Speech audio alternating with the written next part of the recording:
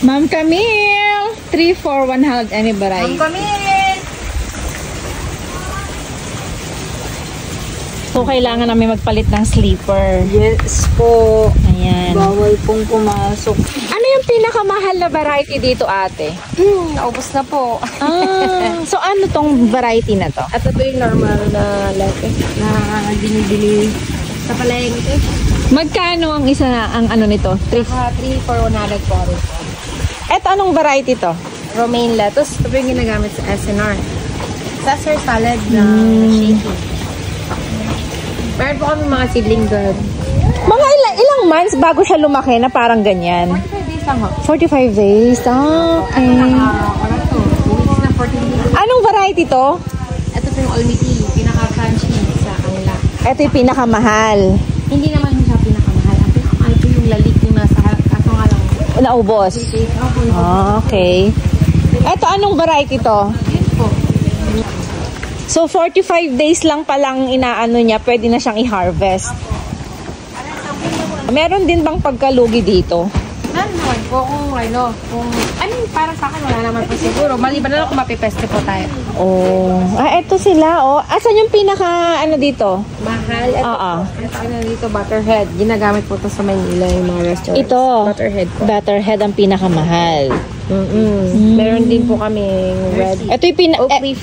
Ito yung Butterhead. Asan yung oak leaf? Ayun ho, ang oak leaf. Ayun, etong oak leaf. Ayan. Tapos, ito po mga microgreens. Meron tayong radish, pepper, bok choy, broccoli. Ano to? Broccoli. Broccoli? Opo. May broccoli po Eto, ano to?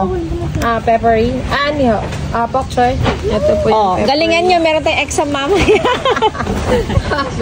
Eto, bakit na ganyan? Na ano po, sobrang napabayaan sa water.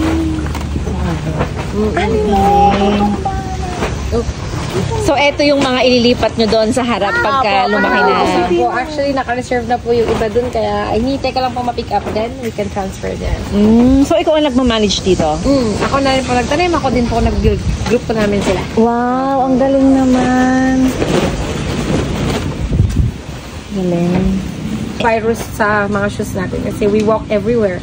So, kung pumunta po dito, magkakaroon po kami ng fungus sa loob. So, pwedeng maano ang mga tanim na tanim nyo? Nasa air po kasi yan. Tapos, magkakahawan na sila. So, lulugi po tayo. Okay. So, kailangan pala talaga magpalit ng sleeper. I mean, for me, ito yung standard. Yung iba nga, nag-aaral sila eh.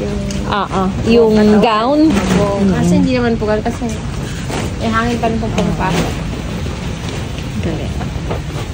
Paano kung hindi mo siya ma-harvest within 45 days? Mami-maintain mo lang po dapat yung nutrient solution niya. Magtatagal pa rin naman po siya.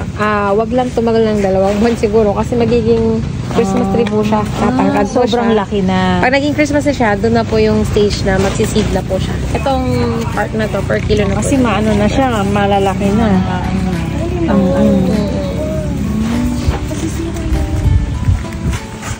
Iceberg? Iceberg. Yan po. Iceberg. Normal na kinakain natin sa palengke. Crunchy. Ito yung inaano sa sandwich, di ba? Opo, yan po yun. Ito yun. Meron din kami basil at saka mint. Ang mura, 100, tatlong. Pwede mix, pwede may romaine. Oo.